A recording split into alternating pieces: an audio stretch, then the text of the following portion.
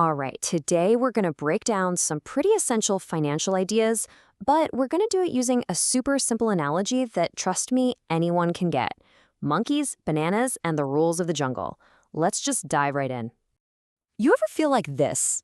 You know you're smart, but then someone starts throwing around financial jargon and your brain just kind of freezes up. Well, the whole point of this explainer is to fix that. We're going to learn the smart words together so you can walk into the financial world feeling totally confident. Okay, so first things first, before you can even think about making your money grow, you've got to know what you're working with. You have to figure out what's in your financial tree. What's your starting point? Your entire financial life, really. It all boils down to two key ideas, and this slide shows it perfectly. On one side, you've got your assets. These are all the valuable things you actually own, your bananas, your banana house, your investments.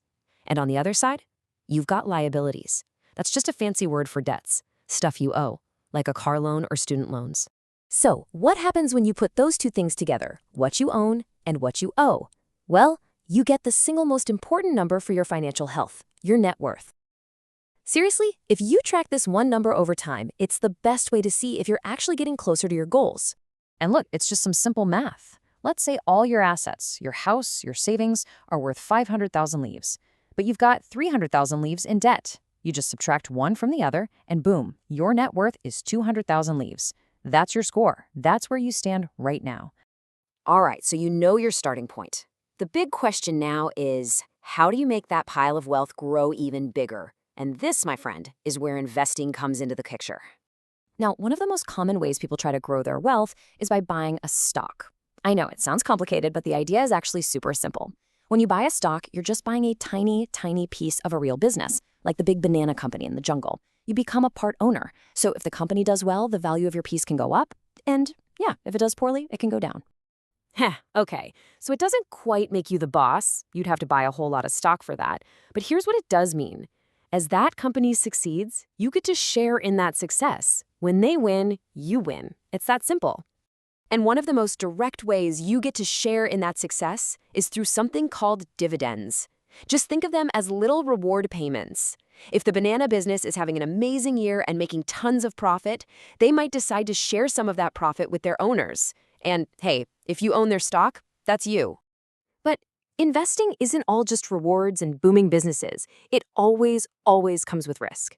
And that brings us to maybe the most crucial topic of all. How do you protect your harvest? How do you make sure you don't lose everything you've worked so hard for? This is the question every single investor has to ask themselves, all the time. What happens if my main investment, the one I'm really counting on, just completely tanks? What if the banana business has a terrible, horrible, no good, very bad year? The number one rule for managing that risk is a word that sounds fancy, but is based on an idea your grandma probably taught you. It's called diversification. And it just means don't put all your eggs, or in this case, bananas, in one basket. And this slide just lays it out perfectly. Instead of betting your whole future on bananas, you spread your investments around. You put some wealth into coconuts, maybe some into apples, maybe you even put a little into that hot new tech company, NVIDIA. That way, if the banana crop completely fails, you don't lose everything. Because, hey, your coconuts and apples might be having a great year. Now, if you want to get a little more advanced, there's a strategy called a hedge. This is where you intentionally buy something that you think might actually do well if your main investment does poorly. In our jungle world, investing in coconuts is a perfect hedge against a surprise banana shortage. See how that works? Okay, for our last piece here, let's zoom all the way out and look at the big picture, the market itself. And you know what? The market has moods. It's a lot like us. Sometimes it's super optimistic, and other times it gets really scared. You're going to hear people talk all the time about a bull market versus a bear market. A bull market is pretty simple. It's when prices are generally going up and everyone's feeling optimistic. A bear market is the exact opposite. Prices are falling and pessimism starts to creep in. Knowing which one you're in helps you understand the general vibe. And the speed of those mood swings, well, that's what we call volatility. If prices are jumping all over the place day to day, that's high volatility, and it can feel pretty stressful. If things are more stable and predictable, that's low volatility. It's basically a measure of how wild the ride is going to be. And just like that, we've covered the absolute must-knows. We went from figuring out your own starting line with net worth to understanding what it means to own a piece of a company with stocks, and maybe most important of all, how to protect yourself with diversification. You officially know the smart words of the jungle. So we'll end on this thought. Look, knowledge is only powerful when you actually use it.